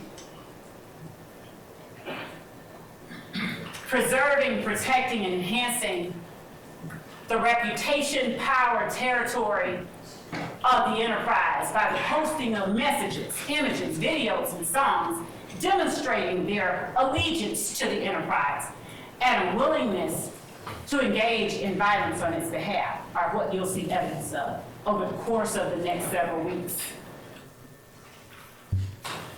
Maintaining armed individuals, ready and willing to preserve, protect, and enhance the reputation, power, and territory of the enterprise through the use of violence. It's what the witnesses and the evidence you will see proves to you. Obtaining money and other property through illegal activities like robbery, theft, and illegal drug sales and distribution. And obstructing law enforcement, killing 12 shifts. Investigations and court proceedings through witness intimidation and attacks upon law enforcement officers. You'll see it for yourself. The children whose innocence this organization claimed as its own. And in the end, the evidence is going to show you that YSL is a RICO enterprise, nothing fancy about it. The evidence is going to show you that it's also a criminal street gang. Those two are not mutually exclusive. That these defendants participated in this enterprise in a way that had nothing at all to do with the record label, except maybe their actions as reflected in their songs made their music more real and perhaps more appealing to somebody. The evidence will show that the defendants, they talk about YSL while they talk about the crimes they committed. And while they talk about the crimes they're gonna commit, you'll see that this evidence proves that YSL is a criminal organization. The defendants have been associating together for many years, committing crimes together against the general public, against rival gang members, as the evidence will show, against law enforcement, and against each other. The evidence will show they agreed, they willingly participated in these activities.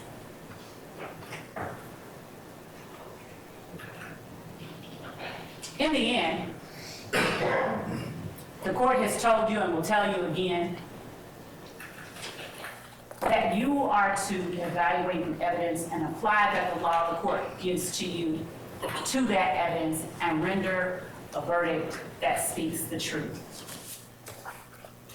I expect that at the close of this evidence, you'll see that the defendant's presence, companionship, and conduct during all of these illegal activities, their words and their actions, not only show the existence of the criminal enterprise called YSL, it also shows the conspiracy. And in the end, we're gonna all come back and make our arguments to you. But the one thing that I'm gonna be doing, our team will be doing, is asking you to uphold your duty and render a verdict, the only verdict that speaks the truth, and find these defendants guilty of each and every crime listed on this indictment alleged against them. Thank you.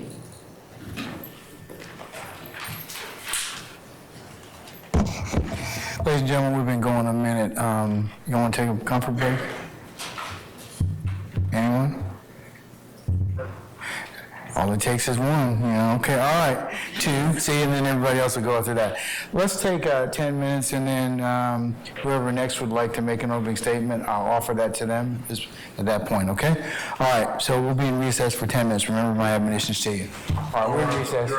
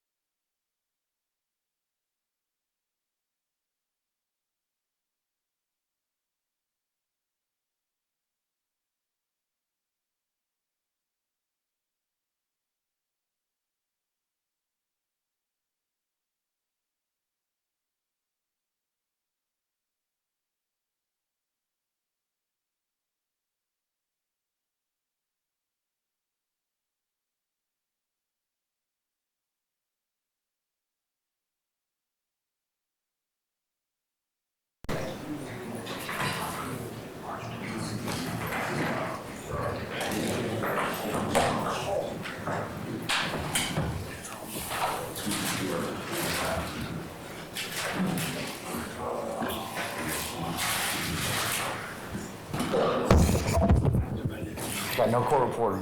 The issue of electing. I got no court reporter. I understand. All right.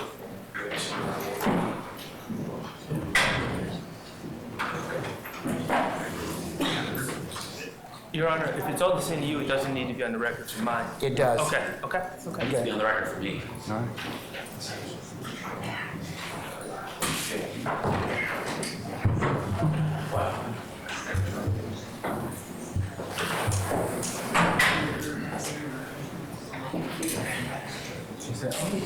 No, I just read.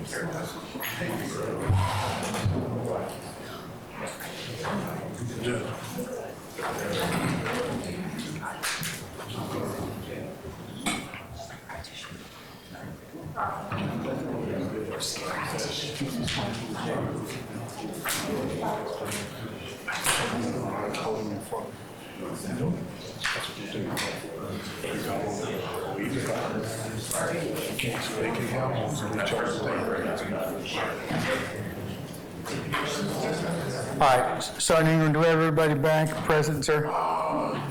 Can I get all our attorneys to please kind of start making way toward your seats, please? Yes, sir, everybody present. Thank you, sir. All right.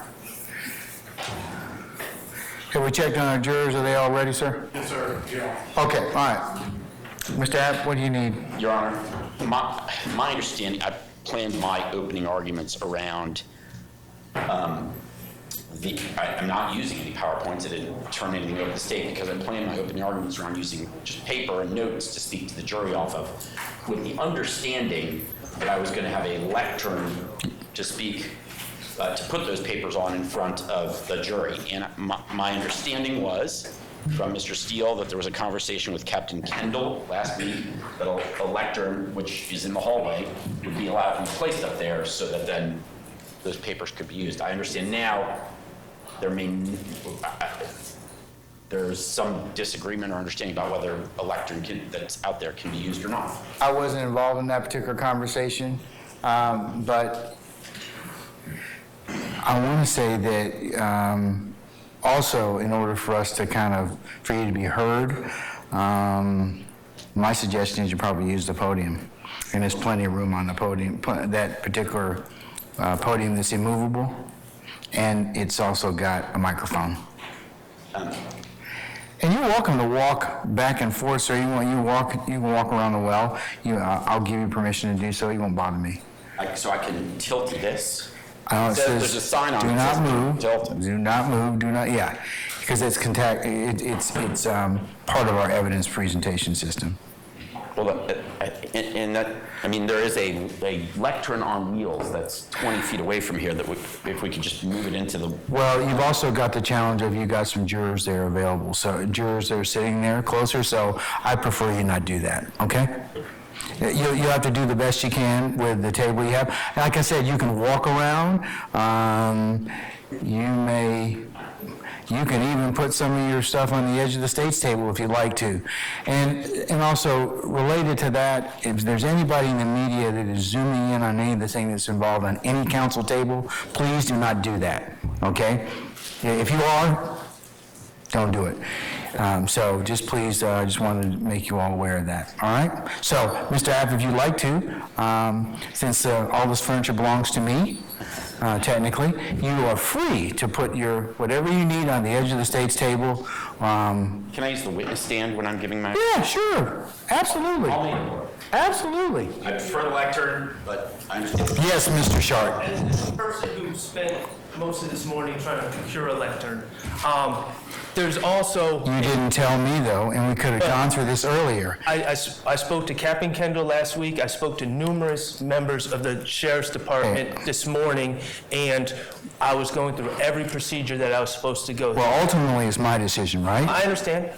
Okay. There is a much smaller lectern that can easily be picked up and placed here in courtroom 1D. It will literally take 2 minutes. Sir, I want to move the presentation of this evidence. We could have discussed this weeks ago, and we could have gone ahead and planned it. I could have brought it over here and test drove it, but you didn't give me that opportunity, so let's move on. Okay. Thank you.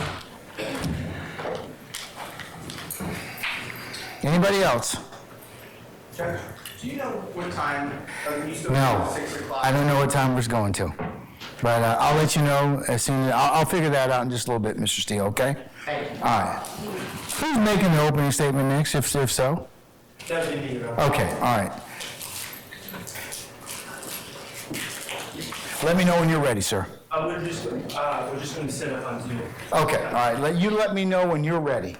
Your Honor, Yes, Mr. Acton. I'm gonna see. That- Mr. Kokomo is helping with the... That's fine. That's fine. Thank you. That'll work out.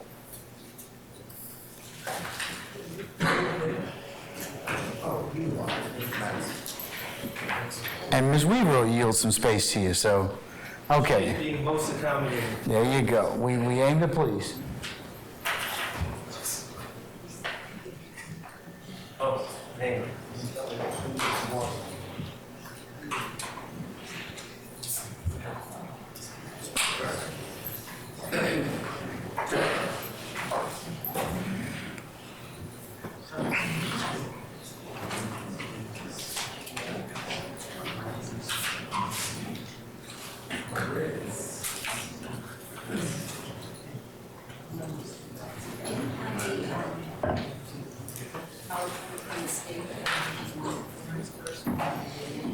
I sent them to you, I think. Yeah, I think I emailed the first two to you, but I don't, the second two, Chris, Miss Love's gonna have to send them to you because they're password protected. So if you ask her to send those to you, she can. Just mark the first one and then the last one. Yeah, I went ahead. Yeah.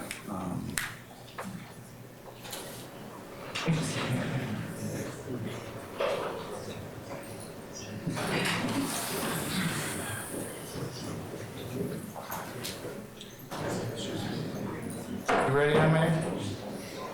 I think he said he's ready. Oh, you ready? Okay, all right. Can we summon our juror, Sergeant Ingram, please? All right.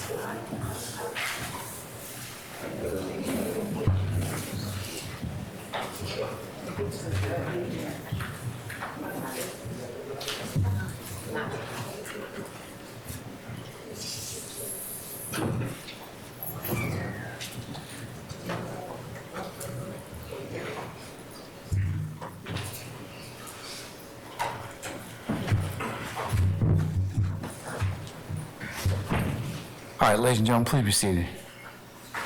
All right, thank you, Sergeant Ingram. All right, does any member of the defense wish to make an opening statement this time? I would, Your Honor, on behalf of Mr. Stillwell. All right, Mr. Sharp, you may proceed, sir. Thank you, Your Honor. May it please the court. Good afternoon. Good afternoon. My name is Max Sharp, and along with my co-counsel, the gentleman with the white hair back there, his name is David Botts. And together, we have the honor and privilege of representing Shannon Stillwell. Shannon Stillwell is an innocent man. He's been accused of the murder of Donovan Thomas in 2015. He is not guilty. He's been accused of a murder of Jamal Drinks in 2022. He is not guilty. He has been accused of conspiring to violate the Georgia State RICO law. He is not guilty. Now, I am going to deliver an opening statement that will preview what I believe and what I believe the evidence will show in this case and the evidence that will come in trial. But before I even start previewing what I believe the evidence will be, I want to discuss with you some preliminary matters regarding this case. The first preliminary matter that I wish to discuss is my client's name. Okay? On the indictment, you will see, when you look at the indictment, that my client is listed as Shannon Stillwell, also known as Shannon Jackson.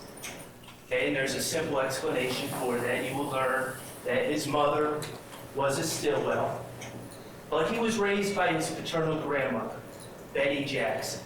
So at times he's been a Stillwell, at times he's been a Jackson. He's indicted as Shannon Stillwell. I know him as Shannon Stillwell, but throughout this trial, some people may say Shannon Jackson, some people may say Shannon Stillwell. I may slip up and say Shannon Jackson.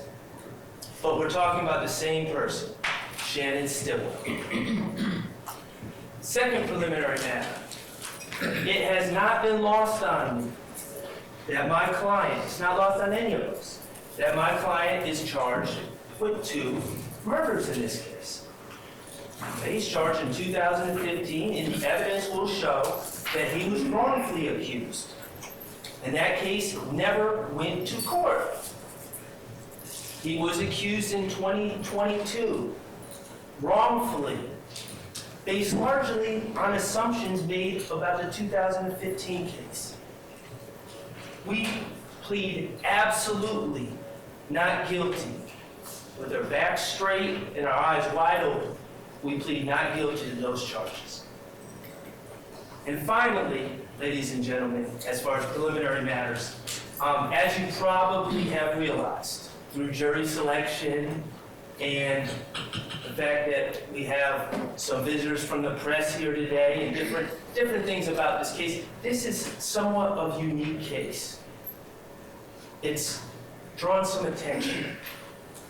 But the thing I want to stress is that this case is no different than any other case in the state of Georgia or the United States of America as far as criminal cases go. And it has the same ground rules as any other case tried in this great union.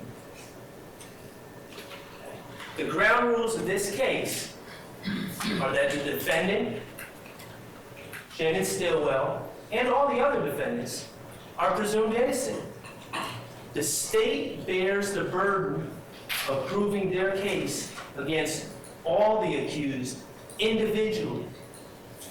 And the state's burden of proof is the highest burden in our system, beyond a reasonable doubt. Beyond a reasonable doubt.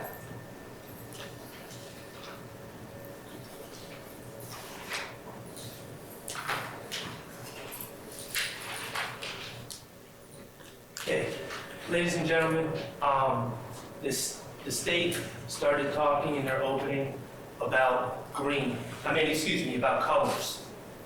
About colors and hand signs and different markers and gang activity and all the rest. And I anticipate that the state will attempt to bring in colors and their belief about what colors mean in this case.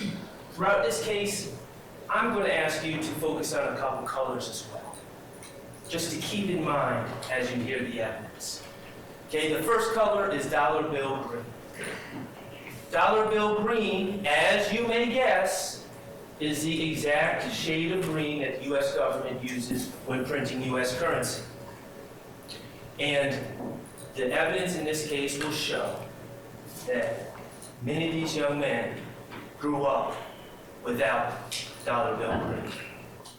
The evidence will show, and you'll learn about different areas of Atlanta, Capitol Homes, Jonesboro South, places that have since been revitalized in some ways, but back 15 years ago were not nice places. Places in despair, lack of opportunity, poverty, lack of positive role models.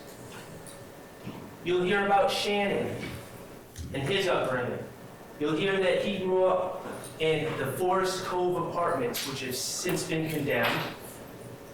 And he was raised by his paternal grandmother, Betty Jackson. He couldn't live with his mother who had succumbed to drug addiction, and it was his paternal grandmother, Betty Jackson, who raised him. She raised him in the Forest Cove Apartments, and you'll hear that she loved him, poured love into him, called him her sweet thing, and he called her Mom because she was Mom. You'll hear that despite the love and guidance that Miss Jackson tried to pour into Mr. Stillwell, at the age of 14, without other people providing him guidance, he dropped out of school. And he decided that he wanted to be a rapper. You'll learn about the rap industry in this case. And you'll learn, and you probably already know this, but becoming a rapper is not the same as signing up for a job at Home Depot, where you work for 2 weeks and you get your first paycheck. When you're chasing superstardom in the rap game, those paychecks might not come for a long time. And sadly, they may not come at all. It might be a dead end to nowhere. You'll learn about the vast numbers of young men with the same dream as Shannon and how the supply of potential rappers greatly exceeds the demand for superstar rappers. How it's really a bad occupation to try to get into when it really comes down to it. But Shannon was 14. And you'll hear how he tried to hone his skills and tried to make it in the rap game. But you'll hear that Shannon, like many other young men chasing the same dream, weren't making any money. And bills have to be paid. And kids have to eat. And rent becomes due. And in this case, and we're not going to hide from it, the chase of dollar bill green turned into a different shade of green for Shannon and many others. That type of green, that shade of green is called bud green, which is actually a color. You can paint your house bud green. But in this case, of course, bud green stands for marijuana. And you'll hear how Shannon, trying to make it in rap, sold marijuana. The state has alleged in their overt acts, okay? These are acts that they claim prove that there's some RICO conspiracy afoot. You'll hear that on August 23rd, 2013, Shannon was charged with possession of marijuana with intent to distribute, approximately 1 ounce, over 10 years ago. And you'll hear that he pled guilty and did his time. You'll hear that in 2015, in July of 2015, he was charged with possession of marijuana with intent and possession of a firearm. And you'll hear he pled guilty, took responsibility, did his time. You'll hear that in September 25th of 2019, he was arrested and charged with possession of a firearm. And he took responsibility and he did his time. We're not hiding from the fact that Shannon Stillwell has sold drugs. We're not hiding from the fact that he's been found in possession of marijuana. We're not hiding from the fact that he's been found in possession of a firearm, which is always synonymous with selling drugs. Okay. These are his path, his past, his truth, and they were his decisions. His motivation was to make money for him, to live, to pay rent, to eat. Ladies and gentlemen, we're not hiding from the past, but the evidence will show that Shannon's decisions, starting over 10 years ago, had nothing to do with YSL or any other organization. You won't hear evidence that Shannon was selling marijuana and then calling someone from YSL saying, hey, I got some money to support the organization, or calling Jeffrey Williams and saying, hey, I got some money for you, man. No, it was for him. He was a drug dealer. He pled guilty. He did his time. Just like thousands of other people in Atlanta. This has nothing to do with YSL, has nothing to do with the January 10th shooting of Donovan Thomas, and it has nothing to do with the 2022 shooting of Shamal Drakes.